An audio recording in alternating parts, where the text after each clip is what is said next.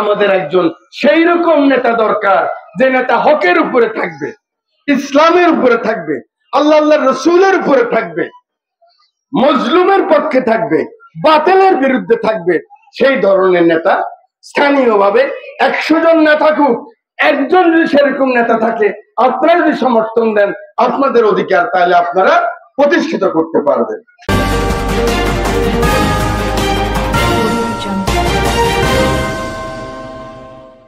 আসসালামু আলাইকুম। বীর চট্টলা টিভি থেকে আমন্ত্রণ জানাচ্ছি, আমি তানিশা সুলতানা আফিফা।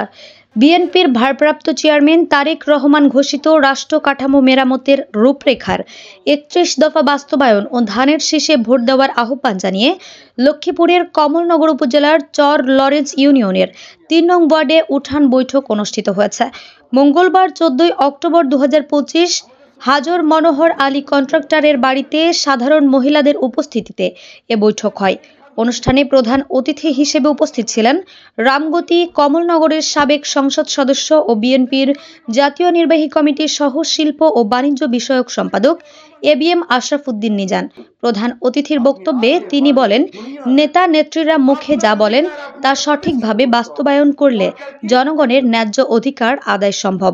জনগণের পাশে সৎ, সাহসী ও ন্যায়ের পক্ষে থাকা নেতার দরকার। এমন একজন নেতা থাকলেই জনগণের অধিকার ফিরে পাওয়া যায়। তিনি আরো বলেন, আপনাদের এমন নেতা বেছে নিতে হবে যিনি হকের উপর থাকবেন, অন্যায়ের বিরুদ্ধে কথা বলবেন এবং মুসলিম মানুষের পাশে থাকবেন। একজন সৎ ও দৃঢ় চেতা নেতা পুরো সমাজ পরিবর্তন করতে পারে। এ সময় আরো উপস্থিত ছিলেন কমলনগর উপজেলা বিএনপির সভাপতি নুরুল হুদা চৌধুরী, সাধারণ সম্পাদক এম দিদার হোসেন, বাংলাদেশ ব্যাংকের সাবেক ডিজিএম নূর ইসলাম, উপজেলা মহিলা দলের সভাপতি হোসনে আরা বাশার ও সাধারণ সম্পাদক সাবিনা আক্তার। এছাড়া বৈঠকে ছাত্রদল, যুবদল, স্বেচ্ছাসেবক দল, কৃষক দল ও শ্রমিক দলের সিনিয়র নেতৃবৃন্দ উপস্থিত ছিলেন। বক্তারা আগামী জাতীয় নির্বাচনে ধানের শীষের পক্ষে ঐক্যবদ্ধ থাকার আহ্বান জানান। আপনার অধিকার আপনাকে প্রতিষ্ঠিত করতে হবে। দরকার কি? একজন নেতা, আপনার নেতা দরকার হবে। এই যে আপনাদের মহিলা ভাইস চেয়ারম্যান বলছে, যদি আপনার ভিজিএফ কার্ড, আপনার বয়স্ক ভাতা, আমার স্বামী পরিত্যক্তা ভাতা যদি আপনি ঠিক মতে না পান, পয়সার ইভিন্তির আমলও যদি আপনার নেত্রী ঠিক থাকে, এখানে যারা বসা আছে নেত্রীরা, ওনারা যদি আবার 2 পায়, সরকার লাভ হবে না। আমার বোনে যদি এটা খায় তাহলে লাভ হবে না। কিন্তু উনি যদি মনে করে আমি মানুষের জন্য কাজ করব, কারণ ওনাকে আওয়ামী লীগের আমলে মানুষ ওনাকে ভাইস চেয়ারম্যান বানাইছে না ভাই? আওয়ামী লীগের আমলে উনি 2 বার ভাইস চেয়ারম্যান হয়েছে, যুদ্ধ করে হয়েছে। উনি যদি মনে করে এখন আমার জীবনটা আমি কোরবান করে দিব, বলছে না? বলার কথা যদি ঠিক থাকে, যদি খালি আপনারা এই মহিলাদেরকে নিয়ে উনি ইউনো অফিস ঘেরাও করে, যে কর্মকর্তা বিজিএফ কার্ড দিছে তাকে ঘেরাও করে, তার বাবার সাধ্য আছে আপনার এখানে 2 নম্বর করতে। কিন্তু আপনারা তো যাবেন না। যেন আপনারা যান, আপনার অধিকার যেন আপনি আদায় করতে পারেন। আমার নেতা তারেক রহমান সেই গল্প আপনাদেরকে শোনাবার জন্য আপনাদের ঘরের কোনায়, আপনাদের পায়ের কাছে, আপনাদের হাতের কাছে আজকে আমাকে পাঠিয়েছে।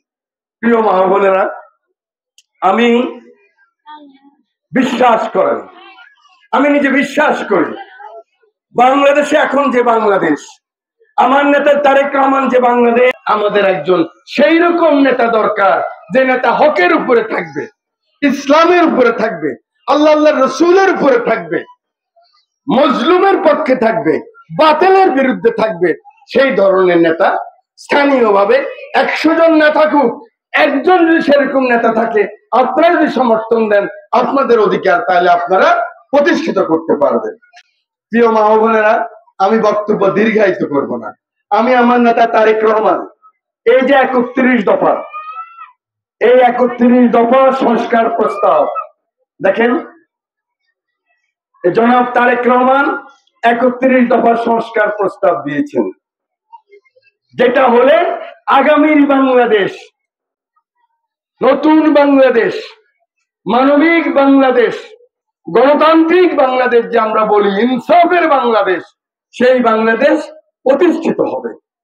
এখন আপনি তো বলতে পারেন, বাইরে এরকম কথা তো সবাই বলে, সবাই তো বলে নারীর মর্যাদা দিবে, নারীকে সম্মান করবে, হক থাকবে, দুর্নীতি থাকবে। আমাদের বক্তব্য হচ্ছে, আমার নেতা তারেক রহমানের বক্তব্য হচ্ছে যে এটা আপনারা আপনাদের অধিকার আমাদের থেকে বুঝিয়ে নেন, এবং এটা আগেই বুঝিয়ে নেন। এই যে 31 দফা, এটা কিন্তু এখন দেওয়া হয় নাই। এই 31 দফা এখন দেওয়া হয় নাই। যখন বাংলাদেশের মানুষ 2022 সালে 23 সালে কেউ কি মনে করছে আওয়ামী লীগ থাকবে না? মনে করছে নাকি? আপনারা কেউ ভাবছেন যে আওয়ামী লীগ থাকবে না? আমরাই তো ভাবি নাই, কিন্তু আমার নেতা ভাবছে থাকতে পারবে না। সেই জন্য উনি 31 দফা দিয়ে